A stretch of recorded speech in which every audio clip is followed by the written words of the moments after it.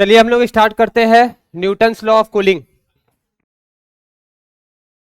देखिए Newton's law of cooling क्या होता है कि अगर कोई बॉडी मान लो उसका टेम्परेचर है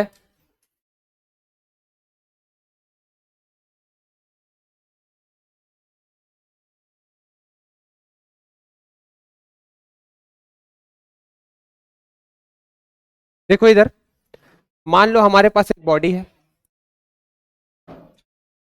ठीक है। इसका टेम्परेचर कुछ होगा, इसका कुछ टेम्परेचर होने के कारण ये क्या एमिट करेगा बताइए? रेडिएशन एमिट करेगा। तो इसका टेम्परेचर मान लीजिए पहले T1 है और थोड़े समय के बाद T टाइम के बाद इसमें से इसका कुछ हीट बाहर हो गया तो टेम्परेचर चेंज हो जाएगा। मान लीजिए टाइम T के बाद टेम्परेचर कितना हो गया? T2। तो ये कूल हो रहा है, जब इससे हीट बाहर निकल रहा है तो ये क्या हो रहा है? ठंडा हो रहा है। इससे हीट बाहर निकलेगा तो ये हो क्या जाएगा? कूल। तो रेट ऑफ कूलिंग जो होता है, रेट ऑफ कूलिंग जो होता है समय के साथ ये जो ठंडा हो रहा है ये डायरेक्टली प्रोपोर्शनल होता है चेंज इन टेम्परेचर, इस बॉडी का टेम्परेचर और सराउंडिंग का टेम्परेचर। कहने का मतलब इसको और अच्छे लैंग्वेज में आप समझ सकते हैं। जैसे मान लीजिए अगर हमारे पास एक बॉडी है, ठीक, ये बेटा 10 मिनट में मान लो 60 डिग्री से 40 डिग्री हो गया, ठीक है ना। फिर से 10 मिनट में 40 से 20 नहीं होगा। इसका लॉ बना हुआ है, इसका टेम्परेचर क्या होगा? मतलब रेट ऑफ कूलिंग डिपेंड करता है डिफरेंस इन टेम्परेचर,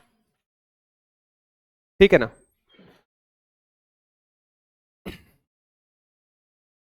तो यहां पर स्टेटमेंट एक बार पढ़िए सभी, कोई स्टेटमेंट पढ़िए। नहीं ये नहीं है, ये आपको लिखना पड़ेगा, आपके नोट नहीं है।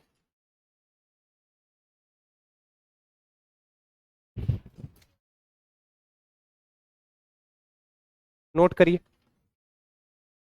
ये नोट्स में नहीं है।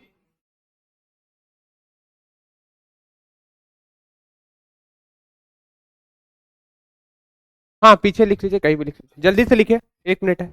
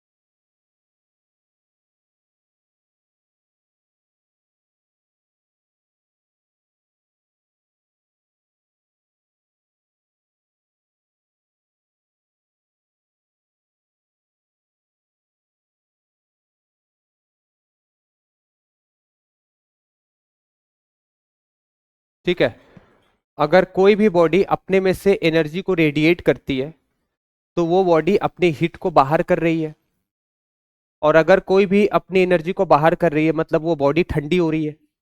तो बॉडी का जो ठंडा होना समय के साथ है वो डिपेंड करता है डिफरेंस इन टेम्परेचर। और न्यूटन्स लॉ ऑफ कूलिंग अच्छे से हम लगा सकते हैं जब टेम्परेचर डिफरेंस क्या हो? कम। ऐसे रेडिएशन के लिए टेम्परेचर डिफरेंस ज्यादा होना चाहिए, लेकिन न्यूटन्स लॉ का जब आप लगाते हो तो कम टेम्परेचर डिफरेंस में भी ये लॉ को अप्लाई किया जा सकता है, ठीक है। तो ये न्यूटन्स लॉ ऑफ कूलिंग है, इससे क्वेश्चन आते हैं, एडवांस में भी क्वेश्चन आते हैं, मेंस में भी क्वेश्चन आते हैं। चलिए इसका डेरिवेशन करते हैं। रेट ऑफ कूलिंग को क्या कहते हैं? रेट ऑफ कूलिंग को कहते हैं dt/dt, change in temperature with respect to time. D T by D T का मतलब क्या होता है? Change in temperature with respect to time, मतलब समय के अनुसार कितना वो ठंडा हो रहा है, वही D T by D T कहलाता है।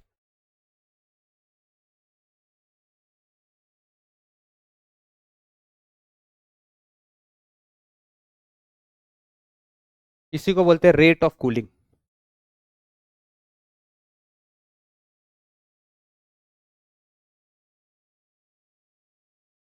ठीक है, चलिए इसको आगे पढ़ते हैं। हो गया?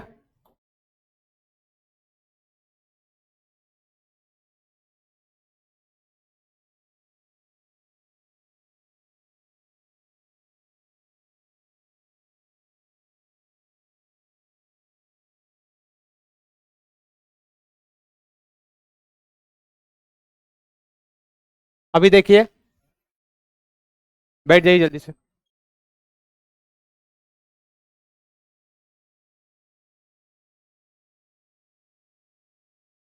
देखिए इधर,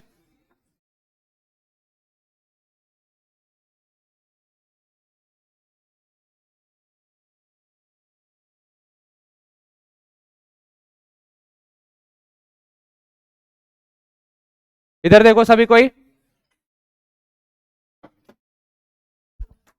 अगर कोई बॉडी का टेम्परेचर मान लीजिए T1 है, ठीक है ना, जैसे मान लीजिए ये एक बॉडी है, इसका टेम्परेचर मान लीजिए T1 है, ठीक है, तो समय के साथ इसका टेम्परेचर कम होगा क्योंकि ठंडा होगा तो, ठीक है ना।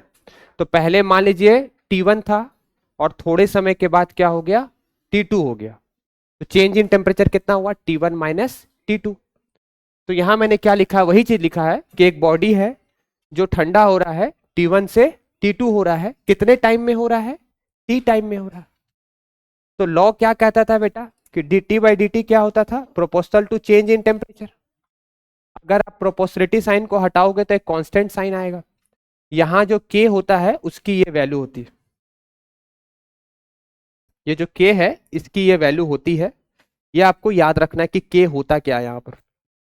तो k जो है, E को क्या बोलते हैं बताइए, E क्या होता है, एमिसिविटी।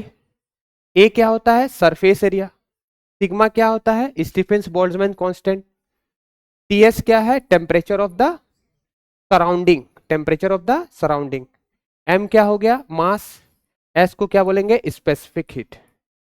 ठीक है, मैं क्या बोल रहा हूं, मैं फिर से एक बार रिपीट कर रहा हूं कि अगर इस बॉडी का टेम्परेचर मान लीजिए T1 है, ठीक है, थोड़े समय के बाद इसका टेम्परेचर चेंज होगा, तो T1 से कितना हो गया, T2 हो गया, T1 से कितना हो गया, T2 हो गया। तो समय जो लग रहा है उस समय को हमने क्या माना है, स्मॉल टी।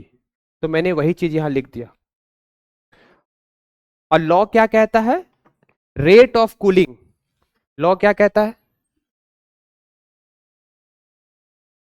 लॉ ये कहता है कि रेट ऑफ कूलिंग जो होता है वो डायरेक्टली प्रोपोर्शनल होता है चेंज इन टेम्परेचर।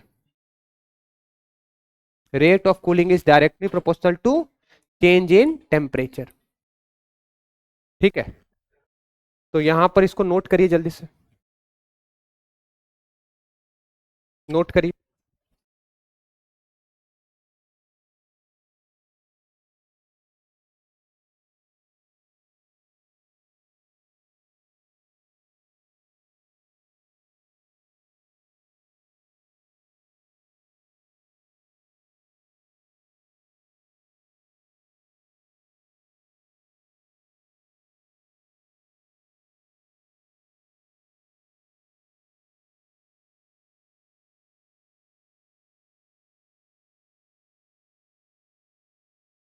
यहां जो टी है ये इसको बोलते हैं एवरेज टेम्परेचर।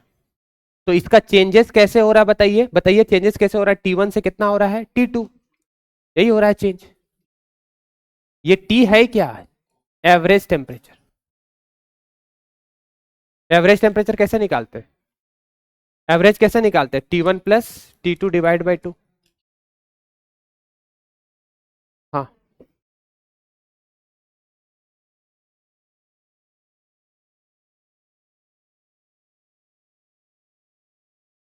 TS है सराउंडिंग का temperature, TS is the temperature of surrounding. के है कांस्टेंट, नेगेटिव इंडिकेट कर रहा है कि समय के साथ टेम्परेचर क्या हो रहा है, कम हो रहा है, माइनस साइन लगा।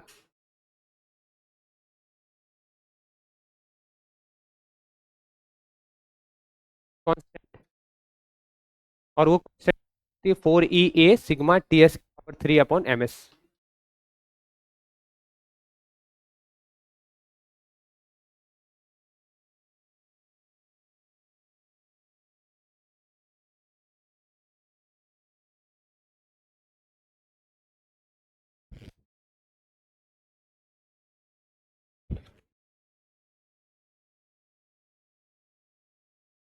अरे भाई बात नहीं करो, यहां तक हो गया।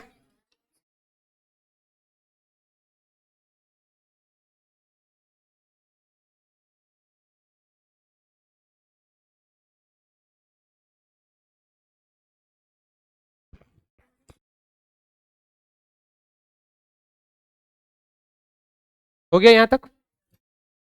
चलिए इधर देखिए, अब ये बेटा ये क्या बता रहा है बताओ तो थोड़ा, इसको क्या बोलेंगे, change in temperature. Change in temperature मतलब कहां से कहां टेम्परेचर चेंज हो रहा है बताओ। T1 से क्या हो रहा है, T1 से हो रहा है T2, T1 से क्या हो रहा है T2, तो इसमें चेंज इन टेम्परेचर के जगह में क्या लिखेंगे, T1 माइनस बोलिए T2। और कितने टाइम में हो रहा है, T टाइम में हो रहा है, इसलिए यहाँ क्या लिखेंगे, T लिखेंगे। ठीक है। अच्छा एवरेज टेम्परेचर को कैसे लिखते हैं बताइए, T1 plus T2 divide by 2। ठीक है ना। तो ये बेटा याद रखना, ये एवरेज टेम्परेचर होता है, क्योंकि बॉडी के पास पहले जो टेम्परेचर है T1 है, समय के साथ उसकी टेम्परेचर कितनी हो गई, T2 हो गई, तो टेम्परेचर चेंज हो रही है ना। तो ये जनरल फॉर्मूला होता है, इसी को आगे अप्लाई कर देंगे कि dt/dt के रफली इसके जगह में हम क्या लिख देंगे, इसके जगह में क्या लिख देंगे, T1 minus T2 divide by T. और एवरेज के जगह में क्या लिख देंगे, T1 plus T2 divide by 2। तो ये हमारे पास फॉर्मूला आ गया, इसको नोट करिए।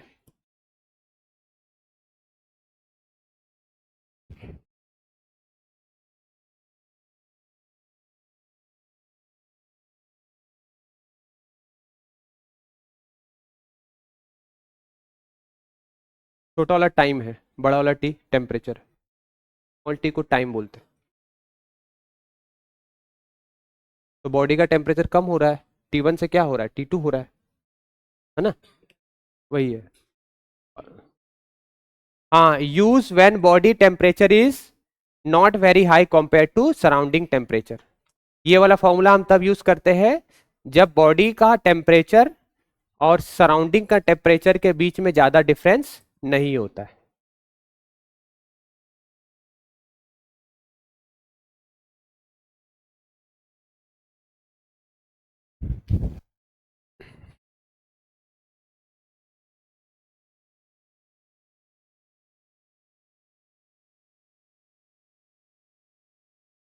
हो गया।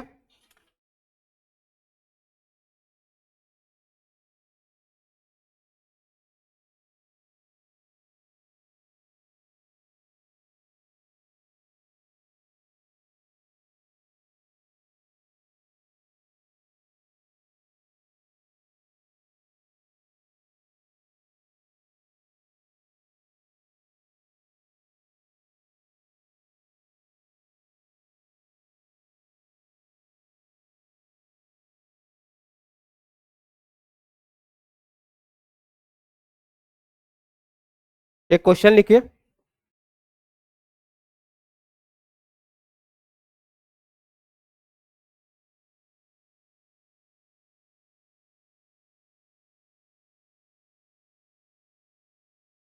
लिखिए question, the initial temperature of a body, the initial temperature of a body, question है। हाँ ये लिखना, ये आपके नोट्स में नहीं है, नहीं है ये। The initial temperature,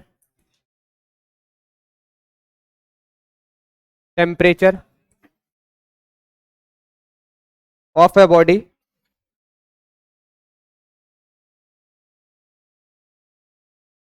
is 80 degree centigrade, is 80 degree centigrade if if its temperature if its temperature falls to 64 degree centigrade in 5 minutes,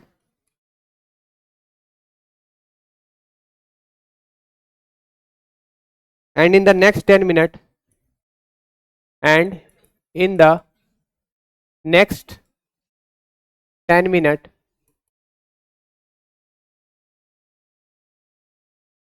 to 52 degree centigrade, then the temperature of the surrounding, then find the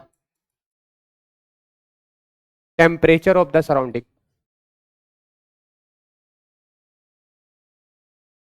Find the temperature of the surrounding. बनाइए. के constant है, उसकी value नहीं दी गई. बता रहा हूं कैसे बने. देखिए फॉर्मूला क्या था हमारे पास, देखिए यहां पर फॉर्मूला क्या है, ये फॉर्मूला है, इसी का यूज करेंगे. क्या था फॉर्मूला बताइए. T1 minus T1 minus T2 upon time is equal to K. Bracket में क्या लिखना है, T1 plus T2 divide by 2 minus TS. देखो इधर ध्यान दो, इधर यहां पर बॉडी का टेम्परेचर देखो 80 डिग्री से कितना हो रहा है 64. तो बेटा पहले 80 डिग्री था, 80 डिग्री से कितना हो रहा है 64, और फिर 64 डिग्री से कितना हो रहा है 52. इसमें टाइम कितना लग रहा है 5 मिनट, इसमें टाइम कितना लग रहा है 10 मिनट. तो आप पहले ना इन दोनों को कैसे यूज करना मैं बता रहा हूं. इधर देखिए, जब आप ये वाला यूज कर रहे हो तो पहले ये T1 मानना और इसको क्या मानना T2, और टाइम ये मानना 5. TS आपको निकालना है. फिर जब आप ये वाला लोगे, ये वाला जब कंसिडर करोगे तो इसको T1 मानना, इसको T2 मानना. दो इक्वेशन मिलेंगे, दोनों को डिवाइड कर देना, TS आ जाएगा. समझ गए. अप्लाई करिए इसको, अप्लाई करते चलिए. पहले इन दोनों के बीच में अप्लाई करते हैं. 80 माइनस 64 अपॉन 5 के 80 प्लस 64 अपॉन 2 माइनस TS. ठीक, ये इक्वेशन, इसको आगे थोड़ा फर्दर सॉल्व कर लीजिए. कितना आएगा माइनस करेंगे बताइए, कितना आएगा माइनस करेंगे तो 16/5 ऐड करिए. कितना आएगा ऐड करेंगे 144. चलिए दूसरा इक्वेशन,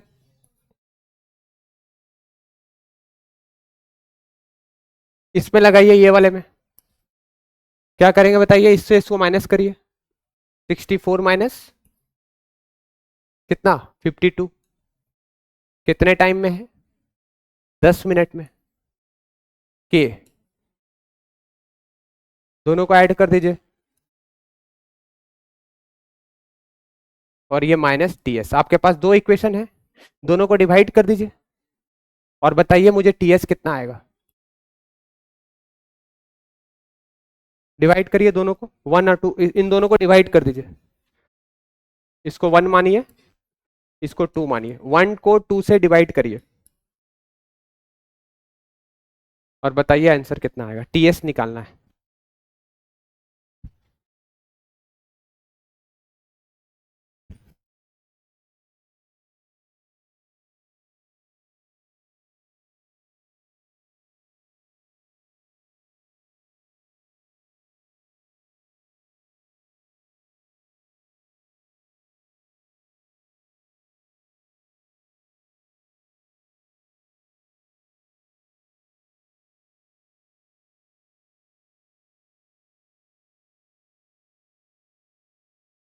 किसका आंसर है -60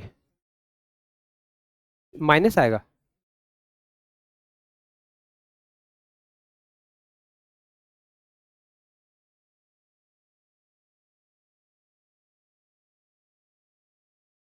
चलिए मैं कर देता हूँ, दोनों को डिवाइड कर देता हूँ।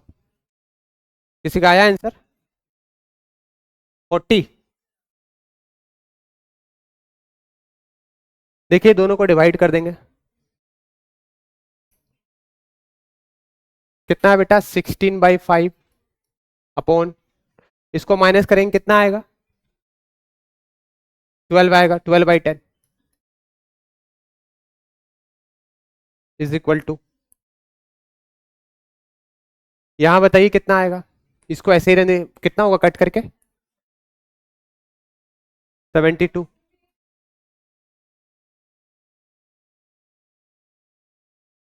ठीक है, सराउंडिंग। इसको बताइए ऐड करेंगे कितना होगा?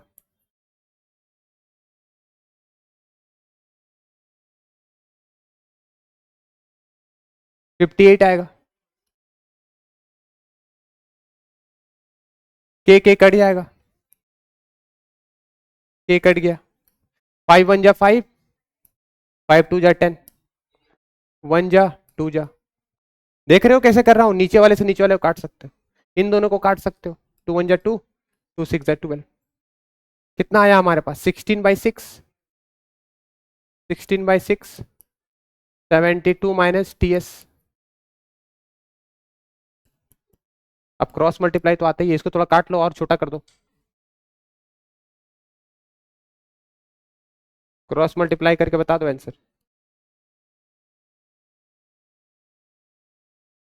आप तो तुम कर ही लोगे। कितना आएगा TS बेटा? कितना आया बताइए?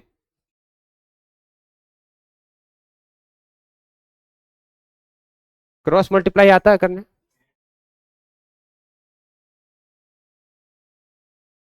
अप्रोक्स से, अप्रोक्स 49.6।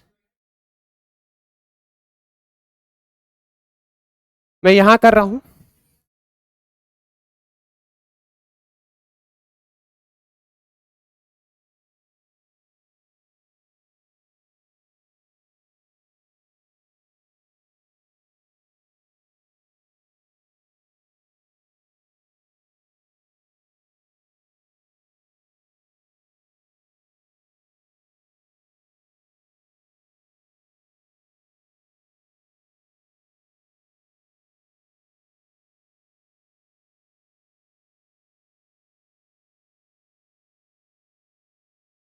यहां पर अच्छा 464, 464।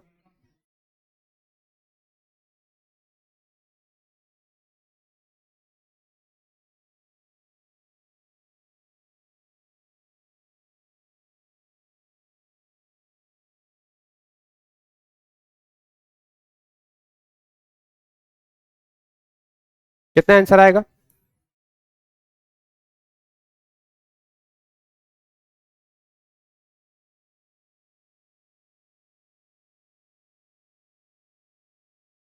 सही है।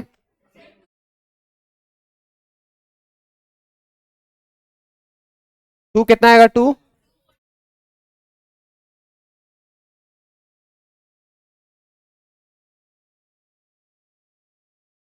चलेगा।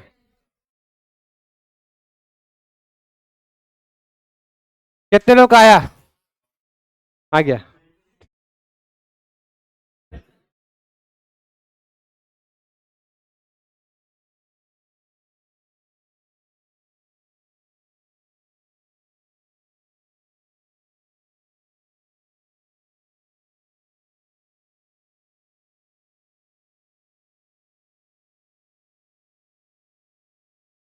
चलिए अभी नया टॉपिक है, इंस्टेंटेनियस। 1 मिनट। अभी जो पढ़ रहे हैं वो है इंस्टेंटेनियस।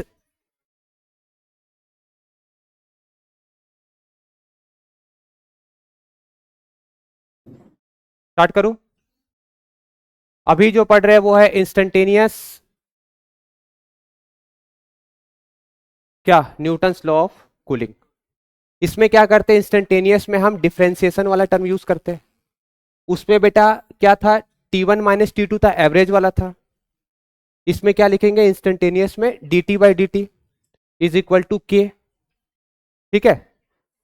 यहां पर मुझे कौन बताएगा ये चीज क्या बता रहा है? dt ये क्या बता रहा है?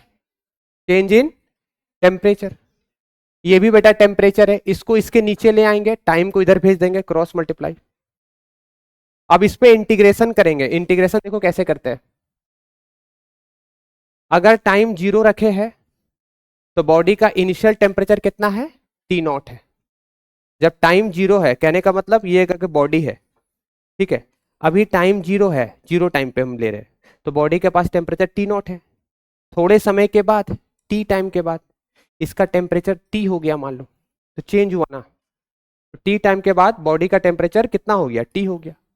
इसमें क्या करते हैं कि जो यहां पर वेरिएबल कौन है बेटा? यहां पर वेरिएबल तुम्हारा टेम्परेचर है और यहां भी टेम्परेचर है। इसको इसके नीचे ले आएंगे, ये टाइम है। ये क्या बता रहा है? टाइम, ठीक है ना, ये टाइम बता रहा है। तो बस इसको अभी इंटीग्रेट करते हैं कैसे, एक बार मैं बता देता हूं, समझ में आ जाएगा। तो ये आपके पास इक्वेशन आ चुका है, ठीक है, ये इक्वेशन आ चुका है। अभी यहां से इस वाले चीज को इसके नीचे भेज देंगे और इसको इधर भेज देंगे, तो ये देखिए ऐसा आ गया। फिर इंटीग्रेशन का साइन इस तरह से लगा देंगे, है ना। हमने क्या किया? वेरिएबल को एक जगह किया। जैसे यहां पर टेम्परेचर है, तो टेम्परेचर के नीचे कौन आएगा? टेम्परेचर। ये बेटा टाइम है, ये क्या बता रहा है? टाइम। तो टाइम को एक साइड ले जाएंगे, टेम्परेचर को एक साइड ले आएंगे। ये टेम्परेचर बता रहा है, ये भी क्या बता रहा है? टेम्परेचर। टेम्परेचर को एक जगह हम ले आए। कहाँ ले आए? देखिए, टेम्परेचर एक जगह है, उसके नीचे टेम्परेचर है, ठीक है। ये चीज अभी मत देखिए, इससे आपको डर लगता होगा, ठीक है, इसको मत देखिए अभी। तो इधर क्या बचा था? के डी टी। अब इसको इंटीग्रेट कर देंगे। इंटीग्रेशन का साइन ऐसा होता है, कहां से कहां इंटीग्रेट करेंगे? लोअर लिमिट से अपर लिमिट। तो पहला बेटा टाइम जब 0 लिए थे, जब टाइम आप 0 लिए हो तो उस समय टेम्परेचर मैंने क्या बताया है? T0। और जब टाइम T हो जा रहा है तो उस समय टेम्परेचर कितना है? T। अब ये चीज जो आ गया, इसमें इंटीग्रेशन का फॉर्मूला लगता है। Integration of dx by x पता है क्या होता है? लॉन एक्स होता है। Log x, log to the base E x, पढ़े हो? और नहीं तो सिर्फ जान लो, इसका जान लो, इसका इंटीग्रेशन जो होता है वो क्या होता है? लॉग, इसका जो इंटीग्रेशन होता है वो क्या होता है? लॉग होता है, ठीक है। एक बार आप कौन सा लिमिट रखोगे बताओ? अपर लिमिट, फिर क्या रखोगे? Lower limit. इसका बेटा इंटीग्रेशन क्या होगा? ये और ये कट जाएगा, सिर्फ क्या बचेगा? टी बचेगा। तो इसका जो आएगा सिर्फ और सिर्फ इंटीग्रेशन के टी आया। एक बार अपर लिमिट पुट करेंगे, एक बार लोअर लिमिट पुट करेंगे, तो के टी आएगा। तो बस यहां पर हम लोग क्या करेंगे? इंटीग्रेशन अगर कर देते हैं तो ये चीज आता है। अब आपको ये पता है लॉग ए माइनस बी का फॉर्मूला क्या होता है? बताइए। लॉग ए बाई क्या होता है? बी। समझ में आया? लॉग ए माइनस बी का फॉर्मूला क्या होता है? Log A by B. तो अगर आप इसमें लिमिट पुट करोगे तो ये बेटा फिक्स है, ये तो चेंज नहीं कर रहा है सराउंडिंग। वेरिएबल कौन है? ये है। तो एक बार टी के जगह में टी पुट करना है और एक बार टी के जगह में टी नॉट पुट करना है। तो इसके नीचे वाला मैं लिख दे रहा हूं ताकि आपको कंफ्यूजन नहीं होगा। देखिए, चलिए बताइए क्या होगा। एक बार क्या पुट करेंगे? T minus T S upper limit minus, बोलिए, lower limit T not minus T S, ठीक है, इज इक्वल टू क्या आएगा? माइनस के टी। अब आपको पता है लॉग ए माइनस बी का फॉर्मूला क्या होता है? बोलिए, लॉग ए माइनस बी का फॉर्मूला क्या होता है? लॉन लिख रहा हूं मैं, लॉग और लॉन अलग होता है, ये आप लोग पढ़ोगे 12th में, ठीक है। लॉन ए माइनस बी क्या होता है? ये होता है लॉन ए बाई बी। तो यहां पर बेटा ये चीज बाई ये चीज हो जाएगा। देखो, ये चीज बाई ये चीज कर दी, इज इक्वल टू ये। अब लॉग जब इधर जाता है तो एक्सपोनेंशियल फंक्शन बनता है, ये पता है आप लोग को। लॉग जब इधर जाता है तो इनवर्स हो जाएगा, तो इसको एक्सपोनेंशियल फंक्शन बोलते हैं, लॉग ऑफ। ये लॉग इधर जाता है तो क्या होता है? Exponential function. तो अभी ये चीज इसके पास जाएगा तो क्या हो जाएगा? बताइए, ये चीज इसके पास जाएगा तो मल्टीप्लीकेशन में आ जाएगा, ठीक है। और ऊपर में क्या रह जाएगा? ये रह जाएगा। और ये माइनस उधर जाएगा तो प्लस हो जाएगा। तो इसके पास डायरेक्ट ये इक्वेशन आ गया। इसको तुमको ना अभी समझ में थोड़ा कम आएगा क्योंकि ये इंटीग्रेशन का पार्ट है। इसलिए थोड़ा दिक्कत होगा, तुम लोग इंटीग्रेशन पढ़े नहीं हो, इसलिए ये एडवांस का टॉपिक है, ये जो है न्यूटन्स लॉ। चलो लिखो एक बार।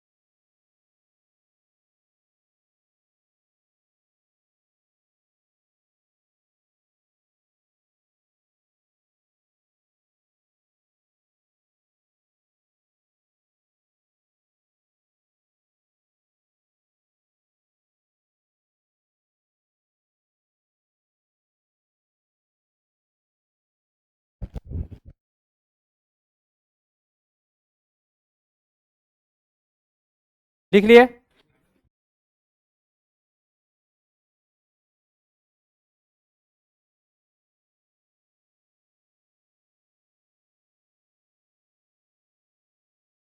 एक बार फिर से बता देते, देखिए एक बार फिर से बता रहा हूं, देखिए यहां पर।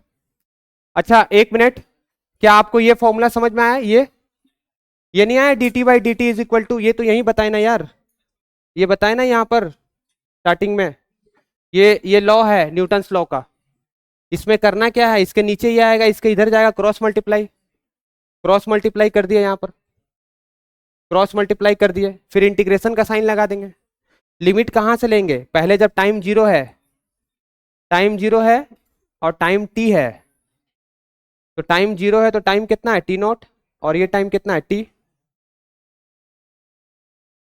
ठीक है, तो बस इसमें अभी इंटीग्रेशन करेंगे, इसका इंटीग्रेशन का फॉर्मूला होता है, इसका क्या होता है? फॉर्मूला होता है, फॉर्मूला अप्लाई कर देंगे तो ये आ जाएगा। अभी क्लास से बाहर कर देंगे, अभी बात नहीं करना प्लीज, लास्ट वार्निंग है, सबको बोल रहे, जो भी दिखेगा बात करते हुए क्लास से बाहर का, हमें से बाहर करते नहीं जल्दी किसी को। तुम देखे होगे मैं कभी किसी को बाहर नहीं किया हूं आज तक।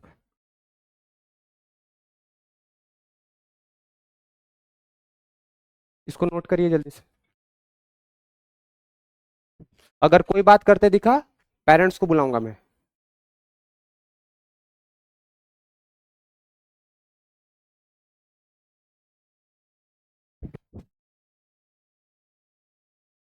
हाँ 1 मिनट लगा दो।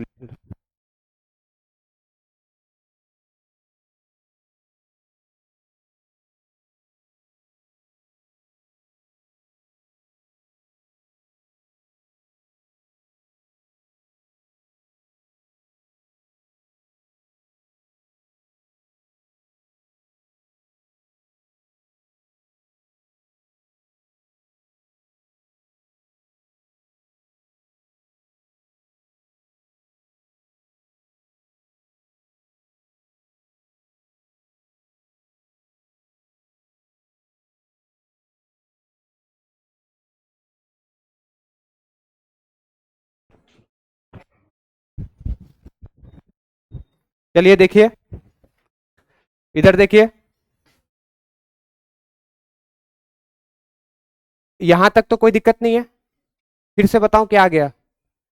कितने लोग को आया है एक बार बताइए, ये वाला कितने लोग को ये चीज समझ में आया? इसलिए सब पढ़ाते नहीं एडवांस एडवांस का, आता होता है नहीं, तुम लोगों को क्या पढ़ाऊं? एबीसीडी पढ़ाना पड़ेगा। ये समझ में आया, ये लॉ है, ये समझ में आया, ये लॉ है। अभी ध्यान से देखिए, आएगा समझ में। ये चीज बेटा क्या है? ये है क्या? टेम्परेचर। इसको इसके नीचे ला सकते हैं, ला सकते हैं, और इसको इधर भेज सकते हैं, भेज सकते हैं ना। आप बाहर जाइए क्लास से, क्लास से बाहर जाइए जल्दी। आउट।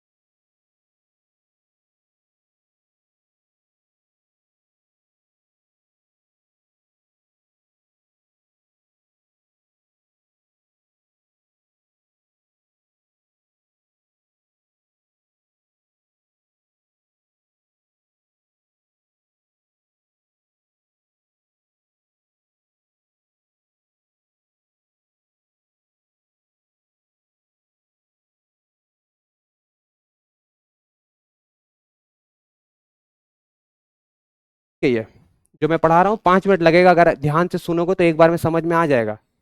इंटीग्रेशन का है, एकदम आराम से हम लिख करके लाए कि आराम से तुमको समझा देंगे, और लिख लोगे तो याद हो जाएगा। तो उसमें मैं बार बार बोल रहा हूँ 1 मिनट 1 मिनट। उधर से वो भी तुम्हारा मार्क्स पता है कितना आया है टेस्ट में? 0 मार्क्स लाए हो तुम।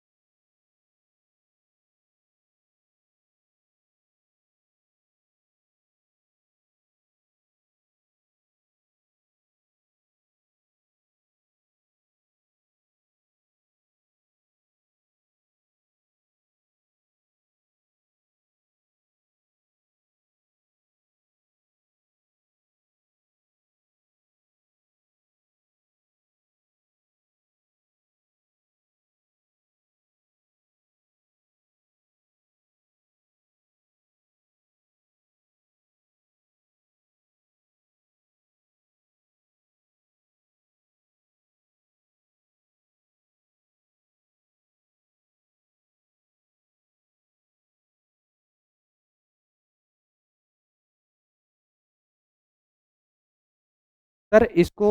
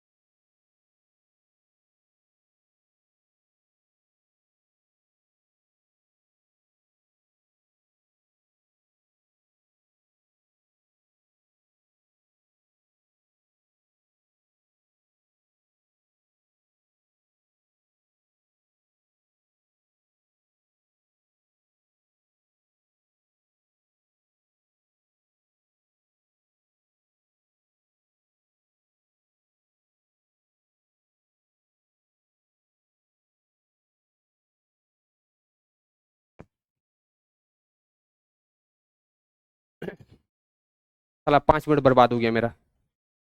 सोचता हूँ टाइम बर्बाद नहीं हो, और यहाँ आता तो टाइम ही बर्बाद करते हैं।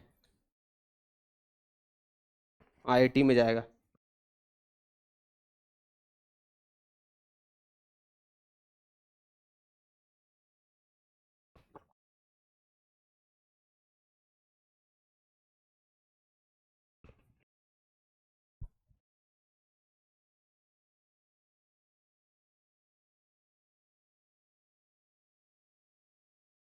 देखिए एक बार इसको बता देते अच्छे से। ये जो आपको दिखाई दे रहा है ये लॉ है, ये कौन सा लॉ बताइए? Newton's law of cooling. ठीक है, न्यूटन्स लॉ ऑफ कूलिंग क्या होता है? रेट ऑफ कूलिंग जो होता है वो डिपेंड करता है, डीटी का जो फॉर्मूला आया था वो ये आया था, के कांस्टेंट होता है। ठीक है, अभी हम क्या करेंगे, इस चीज को इसके नीचे लाएंगे और डीटी को इधर भेज देंगे। कर सकते हैं इतना? चलिए इतना कर देते हैं, मैं आपको करके ही बता देता हूँ। देखिए हमारे पास क्या आया था बताइए? इक्वेशन ये है ना, न्यूटन्स लॉ का जनरल इक्वेशन यही था। इंस्टेंटेनियस में dt लिखते हैं, dt by dt is equal to minus K t minus T S, ये होता है। ठीक है, इसको अभी हम इधर उधर करेंगे, टी एस हो गया, ये कितना हो जाएगा? माइनस के डी टी। बेटा ये डिफरेंशियल फॉर्म है, डिफरेंशिएशन में है, इसको अभी इंटीग्रेट करेंगे, पूरा निकालना है तो इंटीग्रेट कर देंगे ऐसे। तो इंटीग्रेशन में लिमिट देना पड़ता है। तो ये किसका फंक्शन है? टेम्परेचर का। ये किसका फंक्शन है? टाइम का। तो टाइम कहाँ से स्टार्ट हो रहा है? जीरो से। समय जब बॉडी का, जब इनिशियल समय जीरो ले रहे हैं, जब इनिशियल समय जीरो ले रहे हैं तो बॉडी के पास टेम्परेचर कितना है? टेम्परेचर टी नॉट मान रहे हैं। और थोड़े समय के बाद, टाइम के बाद इसका टेम्परेचर टी हो गया है। ऐसा लिमिट पुट करते हैं। अब ये इंटीग्रेशन का फॉर्मूला तुम आगे जा करके पढ़ोगे, अभी सिर्फ बता दे रहे कि इसका फॉर्मूला होता है एल एन। एल एन क्या होता है? लॉग, लॉग लिख देंगे, चाहे एल एन एल एन लिखो, एल एन होता है, क्या लिखेंगे? T minus T S. ठीक है, यहाँ पर क्या लिखेंगे बताइए? T, T not. यहाँ पर इसको इंटीग्रेट करेंगे तो ये और ये कट जाएगा, यहाँ पर डी और ये कट जाएगा, क्या बचेगा? माइनस के टी। और यहाँ लिमिट कितना होगा? समय का लिमिट कितना है? जीरो से टी। वही चीज किया गया है। अभी देखिए मैं पूरा कर दे रहा हूँ एक बार। ये वेरिएबल, ये तो फिक्स है, सराउंडिंग टेम्परेचर क्या होता है? फिक्स। यही चेंज कर रहा है, बॉडी का टेम्परेचर ही चेंज कर रहा है, ये तो फिक्स है ना सराउंडिंग का। तो आप इसके जगह में एक बार क्या पुट करोगे बताइए? टी। एक बार इसके जगह में पुट करोगे टी माइनस टी एस, ये ऐसे हो गया। फिर माइनस साइन देंगे, अपर लिमिट पुट करने के बाद लोअर लिमिट क्या पुट करेंगे, है ना? इसके जगह हम पुट करेंगे, कितना हो जाएगा बोलिए? T naught minus T S. ठीक है, is equal to L N. L N तो ये कॉमन में है ना, इसके साथ फंक्शन में पुट होता है। तो लॉग ए, इसको पूरा ए समझ लीजिए, इसको बी समझ लीजिए। तो लॉग ए माइनस बी का फॉर्मूला क्या होता है? लॉग ए बाई बी होता है, या लॉन ए बाई बी होगा। तो इसके जगह में ये पूरा ए है और ये क्या है, बी है। ये सस्ता सा चीज तुमको समझाने में इतना टाइम लग रहा है मुझे। ये कितना हो जाएगा, टी माइनस टी एस। इसलिए पढ़ाते नहीं उस लेवल का जिस लेवल का तुमको पढ़ाना चाहिए। मुझे ग्राउंड के अंदर जाके पढ़ाता हूँ, जमीन के अंदर। कोई लेवल ही नहीं है सब पढ़ाना। इज इक्वल टू, इधर क्या बचेगा, माइनस के टी। ठीक है, इसको पुट करोगे तो टी जीरो वही आ जाएगा। ये लॉन इधर जाता तो एक्सपोनेंशियल फंक्शन, नहीं पढ़े ये सब एक्सपोनेंशियल फंक्शन वगैरह बेसिक मैथ्स में। ये लॉन इधर जाता तो क्या होता है, ई की पावर हो जाता है, माइनस के टी आ गया। तो बेटा ये चीज इधर जाएगा, तो टी माइनस टी एस कितना हो गया, ई के पावर माइनस के टी। ठीक है, इनटू कितना हो जाएगा, T not minus T S. अब ये माइनस से उधर जाएगा तो क्या हो जाएगा, बोलिए। टी जो है ये माइनस उधर जाएगा तो क्या हो जाएगा, प्लस हो जाएगा। ये वाला टर्म इधर गया, यहाँ वन है तो मल्टीप्लाई हो जाएगा, ई की पावर माइनस के T, T not minus T S. ठीक है, ई की पावर में चला जाएगा। जो भी लॉग जब इधर से उधर जाता है तो वो एक्सपोनेंशियल बन जाता है। लॉग, लॉग पढ़े 11th में मैथ्स में, तो इसमें पढ़ा होगा ना लॉग और एंटी लॉग। तो इधर ई की पावर जाती है, लॉग जब भी इधर जाता है तो क्या हो जाता है, हाँ, यहाँ log टू द बेस 10 अलग होता है, उसको हम log कहते हैं। और log to the base e जब रहता है उसको हम ln कहते हैं। चलो इसके बारे में तुम डिटेल में कहीं पढ़ोगे, उतना मुझे नहीं बताना है। इंटीग्रेशन में ln आता है। आप मुझे बताइए टेम्परेचर और टाइम का फंक्शन क्या है, एक्सपोनेंशियल फंक्शन है। Temperature is a function of time, which function, exponential function. देखो अभी नहीं डांटते ना, मतलब अपराध को एडजस्ट करना भी इट्स अ अपराध। अभी शांत हो गया सब। तुमको क्या लगता है मैं शांत नहीं करा सकता हूँ? मैं अपना एनर्जी फालतू बर्बाद नहीं करना चाहता हूँ। मैं सोचा बच्चे सुधर जाएगी, ये उम्र है। अबे कैसे बच्चे हो, कैसे आए दुनिया में? कुछ तो कुछ तो तुम्हारा होगा ना मन में, करना क्या है दुनिया में, ऐसा ही है। कुछ एम तो होगा ना दुनिया में, तुम रखे तो होगे ना।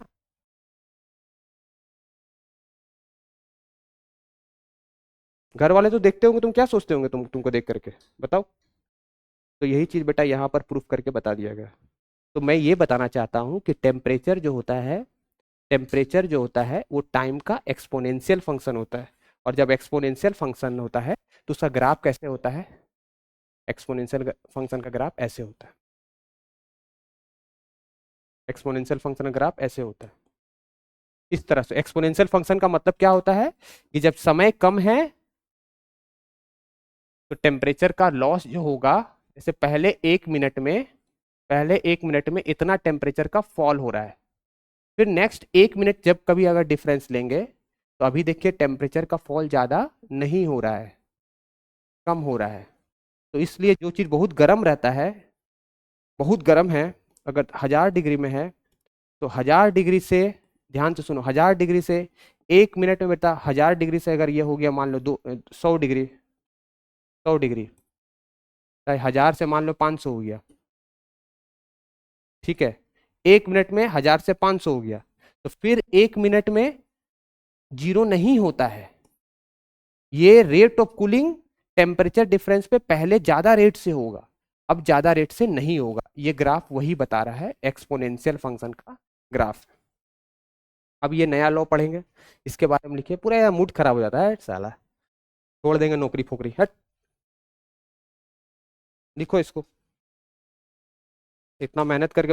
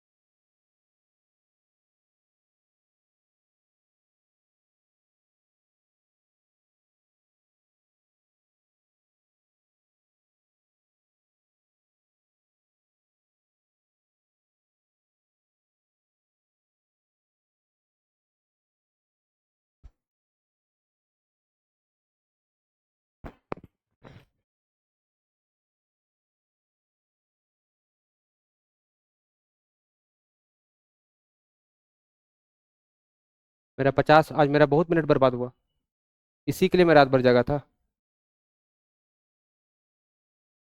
सबका फल मिलेगा बेटा।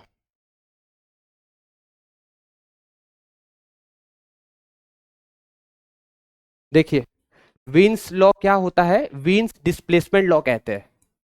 क्या कहते हैं, वीन्स डिस्प्लेसमेंट लॉ। ये क्या होता है, जैसे अगर कोई ब्लैक बॉडी है, ध्यान से सुनिएगा, अगर कोई ब्लैक बॉडी है, उसको आप गर्म कर दिए, जब वो बॉडी गर्म हो जाएगा तो उससे क्या निकलेगा बेटा, रेडिएशन निकलेगा। रेडिएशन जो निकलता है वो इलेक्ट्रोमैग्नेटिक वेव के फॉर्म में निकलता है। किस फॉर्म में निकलता है, इलेक्ट्रोमैग्नेटिक वेव फॉर्म में निकलता है। ठीक है।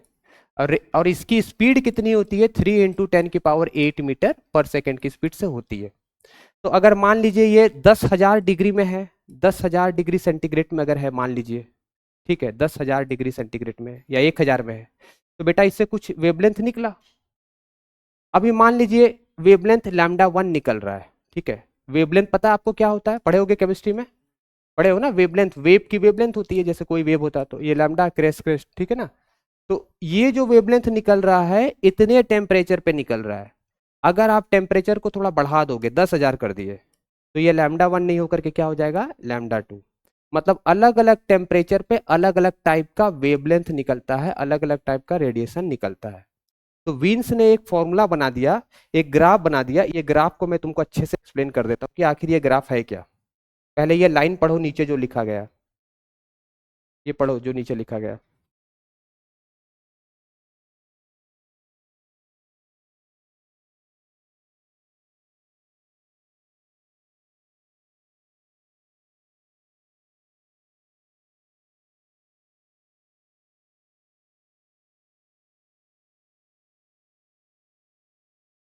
देखो मैं बता रहा हूँ, ध्यान से देखो, यहाँ पर अलग अलग टेम्परेचर रेंज है। जब 6000 केल्विन है तो बॉडी का सबसे ज्यादा रेडिएशन होगा। जब टेम्परेचर ज्यादा रहेगा तो ऑब्वियस सी बात है, गर्म है तो ज्यादा रेडिएशन होगा। आप मुझे एक चीज बताइए, फ्रीक्वेंसी और वेवलेंथ में क्या रिलेशन होता है, इनवर्स। अगर फ्रीक्वेंसी बेटा ज्यादा है तो वेवलेंथ क्या होता है, उल्टा होता है। ठीक है। तो एनर्जी का फॉर्मूला क्या होता था, बताओ, energy of photon, H mu. या तुम ऐसे भी पढ़े हो, एच सी बाई लैम्डा, पढ़े हो, पढ़े हो ना। तो बेटा अगर फ्रीक्वेंसी ज्यादा रहेगा तो एनर्जी ज्यादा निकलेगा, या तो एनर्जी अगर ज्यादा है तो ज्यादा फ्रीक्वेंसी निकल रहा है। उसी तरह अगर ज्यादा एनर्जी निकल रहा है तो उसका वेवलेंथ क्या होगा, कम होगा। समझ में आया। तो इसमें इस ग्राफ में विंस ने क्या बताया कि जब किसी चीज को आप गर्म करते हो तो उससे रेडिएशन निकलता है। उससे क्या निकलता है, रेडिएशन। अब बेटा रेडिएशन तो निकल रहा है लेकिन उसका वेवलेंथ कम हो जाता है। उसका वेवलेंथ क्या हो जाता है, कम। देखिए 6000 डिग्री में मैक्सिमम वेवलेंथ कितना है, 500। फिर अभी 6000 से थोड़ा कम कर दिया टेम्परेचर, तो कम टेम्परेचर है तो रेडिएशन कम निकलेगा। देखिए अब इसका, लेकिन इस पॉइंट का मैक्सिमम वेवलेंथ कितना निकल रहा है, 500 से ज्यादा। ये वाला देखिए ग्राफ, ये 4000 हो गया। 4000 में भी रेडिएशन तो निकलेगा ही। रेडिएशन कितना निकल रहा है, इतना, थोड़ा कम निकल रहा है, रेडिएशन गर्म कम है। और वेवलेंथ शिफ्ट करता जा रहा है इधर। मतलब जितना ज्यादा टेम्परेचर रहेगा उतना ज्यादा क्या निकलेगा, एनर्जी। जितना ज्यादा टेम्परेचर रहेगा उतना ज्यादा क्या निकलेगा, एनर्जी। उतना ज्यादा क्या निकलेगा, फ्रीक्वेंसी। उतना कम क्या निकलेगा, वेवलेंथ। तो शिफ्ट करता जाता है। तो इसने ये बताया कि टेम्परेचर और वेवलेंथ इनवर्सली प्रोपोर्शनल होता है। तो इसको हम ऐसे लिख सकते हैं, temperature into wavelength is equal to constant. इसी कांस्टेंट को वीन्स ने नाम दे दिया, इसका नाम पड़ा वीन्स कांस्टेंट। क्या नाम पड़ा, वीन्स कांस्टेंट। और यही लॉ है कि जितना ज्यादा वेवलेंथ रहेगा उतना, जितना टेम्परेचर ज्यादा रहेगा उतना वेवलेंथ जो एमिट होगा उसका वेवलेंथ कम होगा। जैसे बताओ ये 10,000 केल्विन पे है और ये 5,000 पे है, तो किसका टेम्परेचर ज्यादा है, तो इसका वेवलेंथ जो होगा वो कम होगा। इसका वेवलेंथ λ1 है, इसका वेवलेंथ कितना है, λ2। तो λ1 क्या होगा, कम होगा λ2 से। बस यही लॉ है, इसको नोट करिए, पूरा बनाना नहीं है। अभी आपको ये वाला डायग्राम बनाना है और ये लिखना है, उसके बाद ये स्टेटमेंट लिखना है बस। फिर क्वेश्चन करेंगे इसके, नोट करिए।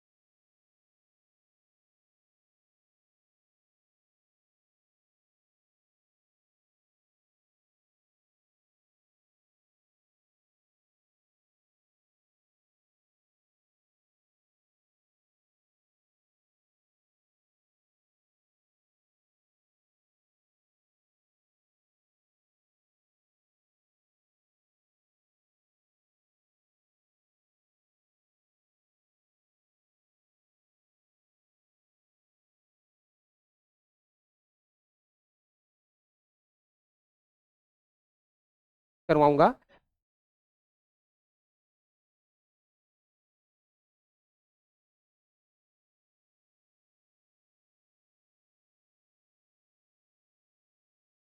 स्टीफेंस लॉ आ गए, कल मैं आपको करवा दूंगा क्वेश्चन। तो देखो, आराम से आपसे बन जाएंगे अगर आप थोड़ा सा दिमाग लगा करके मेहनत करके पढ़ोगे ना। तो तुम्हारा एनआईटी तो फिक्स है। एनआईटी बहुत बड़ी चीज नहीं है दुनिया में, इंसान क्या क्या कर रहा है। हमारे तो सब कुछ ठीक ही है। बैठ के पढ़ो, ऐसे हार मत मानो। इसमें energy, power intensity, energy per unit area पर, वहां भी एमिटेंस है, वही है एनर्जी। एमिटेंस कहो, एमिशन कहो, कोई दिक्कत नहीं है। क्या बोल रहे हो? तभी तो तुम देखना, रॉड को जब गर्म करते हो ना, लोहे के रॉड को गर्म करना, वो अलग अलग कलर दिखाई देता है। जब खूब ज्यादा गर्म रहेगा तो रेड दिखाई देगा, थोड़ा सा कम रहेगा तो ब्राउन दिखाई देगा, बहुत ज्यादा गर्म रहेगा तो अलग अलग कलर दिखाई देगा। तो इसके कलर के पीछे जो फैक्टर है वो वीन्स लॉ है। ज्यादा गर्म रहेगा तो एनर्जी ज्यादा निकालेगा, वेवलेंथ कम होगी। तो वेवलेंथ कम तेरे को दिखाई नहीं दे रहा है इसका? ये देख, इसका वेवलेंथ सबसे कम है, इधर देख। इसका वेवलेंथ सबसे मैक्सिमम जो इसका वेवलेंथ होगा, ये जो मैक्सिमम रेडिएशन कर रहा है उसका वेवलेंथ क्या है? सबसे कम। इसका मैक्सिमम वाले को चेक कर, इसका मैक्सिमम चेक कर, दूसरे वाले का मैक्सिमम। क्या बोल रहा है? चल तू कुछ भी मत पूछा कर में से,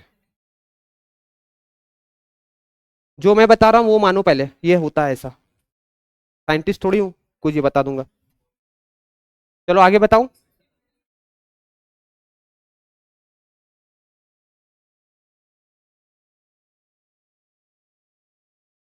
हाँ भाई, शांत हो जाओ, शांत हो जाओ। चुप रहा भाई तू, दिन भर बोलते रहता है।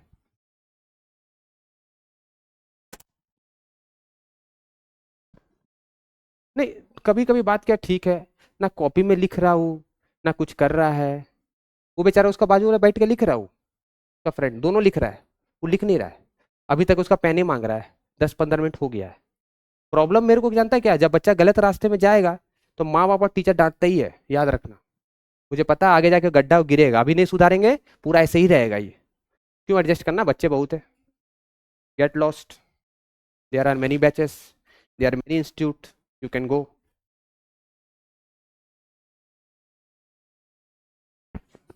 बदतमीजी थोड़ी बर्दाश्त करेंगे? नॉनसेंस, बदमाशी बर्दाश्त किया जा सकता है, बदतमीजी बर्दाश्त नहीं किया जाता है। उसका तो इलाज आता है करने।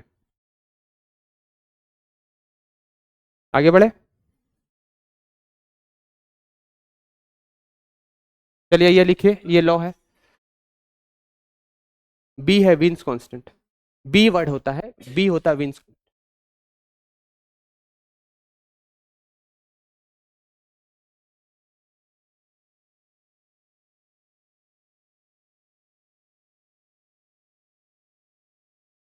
आगे बढ़े, ये लिखिए, ये वेवलेंथ मैक्सिमम है। वेवलेंथ क्या है? मैक्सिमम। बी की वैल्यू इतनी होती है, इसका यूनिट क्या होता है? Metre kelvin. Metre kelvin.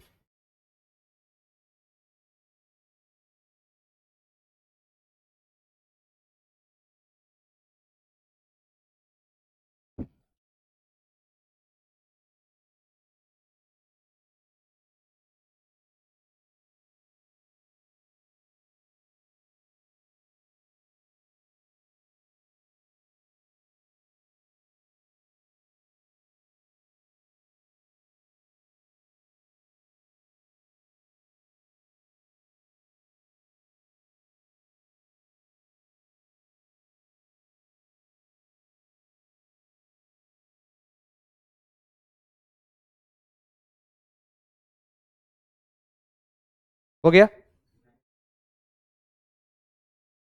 हाँ, प्रोपोर्शनलिटी साइन है, इक्वल टू करेंगे तो एक कांस्टेंट मल्टीप्लाई करना पड़ेगा। ये कांस्टेंट क्या होता है? बी, इसको हम क्या बोलते हैं? Wien's constant. लिख लीजिए। टेम्परेचर केल्विन में होना चाहिए।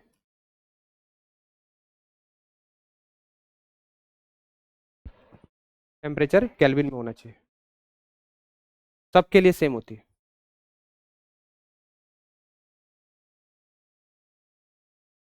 आगे बढ़े।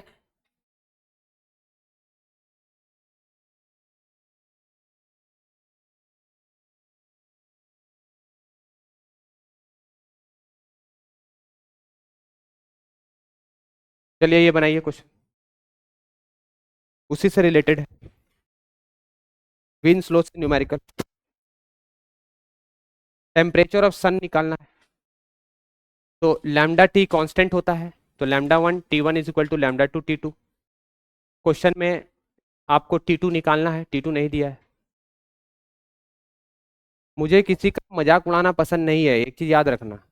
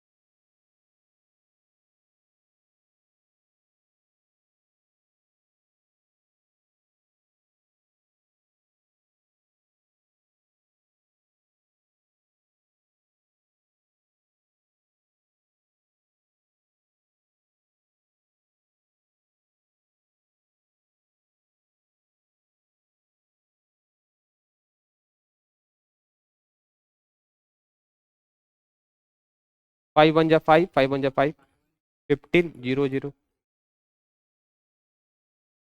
3 2 जा 60, 3 2 जा 6, 1 2 3 4 अपॉन 11, ठीक है।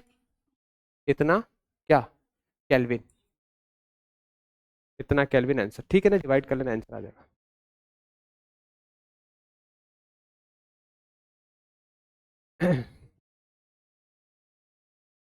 आपका मॉड्यूल लाए, डीपीपी लाए हो? डीपीपी कोई लाया है क्या? चलिए देखिए कुछ क्वेश्चंस है, मैं आपको डायरेक्ट बता देता हूँ। ये मैंने देखो सारा आपके लिए लिख करके लाया है, एक बार मैं फटाफट बता देता हूँ। ये DPP 2 का क्वेश्चन नंबर 3 है। कितने लोग लाए हो डीपीपी, हाथ उठाओ एक बार। तो देखिए ये मैं आपके लिए बना करके लाया हूं कि यहाँ पर DPP 2 का जो इंपॉर्टेंट क्वेश्चन थे सारे, मैंने यहाँ पर उसका थोड़ा थोड़ा हिंट लिख दिया है। अभी जितना हो पाता कर लेते हैं, तो इवनिंग वाले क्लास में करेंगे इसको कंप्लीट, और कल से नया चैप्टर स्टार्ट करेंगे। ये न्यूटन्स लॉ का बताओ कौन सा, ये कौन सा फॉर्मूला, इसका आंसर होगा, क्या होगा? एक्सपोनेंशियल ग्राफ होगा, पहला होगा। टच नहीं होना चाहिए, ऐसे बनना चाहिए एक्चुअली में, बनाया है डायग्राम वाले ने। ये बनाओ तो थोड़ा, न्यूटन्स लॉ ऑफ कूलिंग का हेल्प्स। दिख रहा है क्या सबको, नहीं दिख रहा है?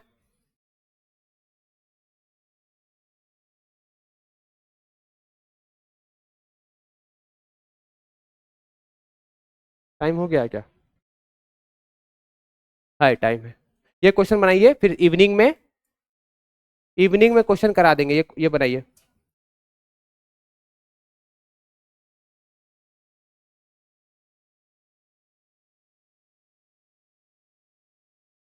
ये आपके डीपीपी का ही क्वेश्चन है, लास्ट वाला।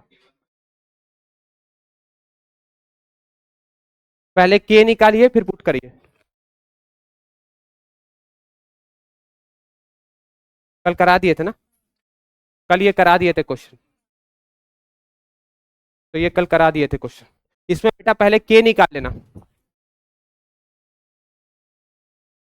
इससे पहले के निकाल लेना, और दूसरा आपको फिर सॉल्व करके,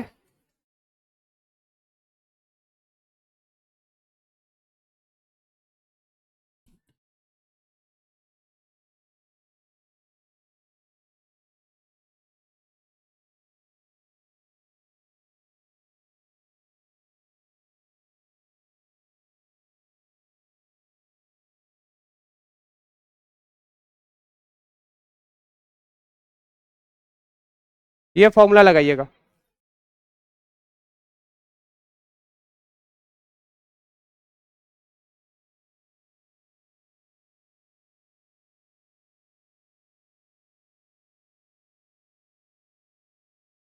अच्छा ये क्वेश्चन देखिए तो, ये क्वेश्चन देखिए, डीपीपी 3 क्वेश्चन नंबर, होगा 1 ही होगा। ना डीपीपी लाओगे,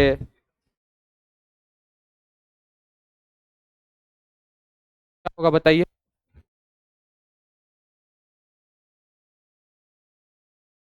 variation of temperature of material with heat.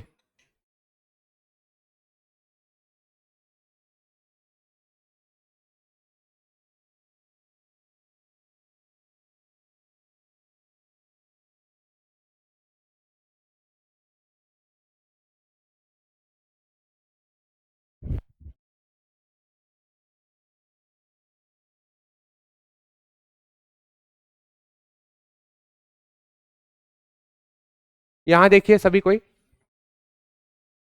यहां पर बेटा सॉलिड है, यहां पर क्या है? सॉलिड। टेम्परेचर बढ़ाएंगे तो सॉलिड ही रहेगा। सॉलिड लिक्विड कांस्टेंट टेम्परेचर पे बनता है। सॉलिड से लिक्विड कब बनता है, लिख लीजिए, फेस चेंज जो होता है, सॉलिड से लिक्विड जो होता है वो कौन से प्रोसेस पे होता है? फेस चेंज पे होता है। तो यहां पर देखिए, जब आप टेम्परेचर बढ़ा रहे हैं, बर्फ को गर्म कर रहे हैं, तो बर्फ ही रहेगा। कितना बनेगा? मान लीजिए माइनस में है, -5 डिग्री में है, तो टेम्परेचर बढ़ा के 0 डिग्री बर्फ बनेगा। 0 डिग्री क्या बनेगा? आइस। फिर 0 डिग्री आइस से क्या बनता है? 0 डिग्री वाटर बनता है। तो बेटा ये कांस्टेंट प्रोसेस में फेस चेंज होता है। तो इसके बीच में अगर कोई पॉइंट लेंगे, तो उसका बर्फ भी थोड़ा सा होगा और पानी भी होगा, तो दोनों चीज होगा। जब दोनों चीज होगा तो पार्शियल लिक्विड, पार्शियल ये होगा। ये देखिए क्वेश्चन, ये देखिए, समझ में आ रहा है? ये लास्ट क्वेश्चन है, ये लास्ट है।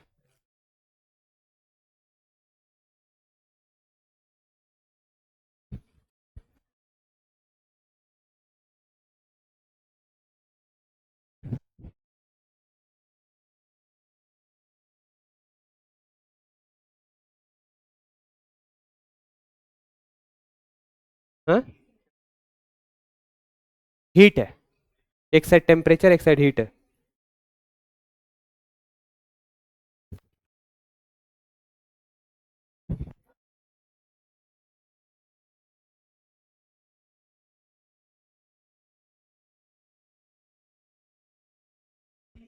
देखिए यहां पर मैं बता रहा हूं, मैं समझा दे रहा हूं आपको, एक बार देखिए। कितने लोग को ये चीज क्वेश्चन समझ में आया है? हाथ उठाइए। कितने लोग को इसका आंसर समझ में आया देख करके? अरे आया तो बताइए एक। और कोई? और किसी को नहीं आया? ठीक है, अभी मैं समझा रहा हूं, इधर देखिए। देखिए, हीट का फॉर्मूला क्या पढ़े थे? एम एस डेल्टा टी पढ़े थे ना? किसी भी बॉडी पे हीट देते तो एम एस डेल्टा टी होता है। अब इसके नीचे में हम यहां भी बेटा टाइम कर देंगे और यहां भी टाइम कर देंगे। तो इस चीज को क्या कहते हैं और इस चीज को क्या कहते हैं?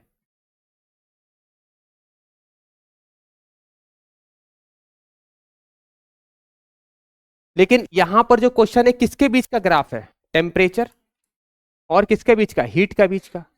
तो बताइए delta T by delta Q, height Q लिखते हैं ना हीट को, डेल्टा क्यू बाई डेल्टा, इसको क्या बोलेंगे? स्लोप बोलेंगे।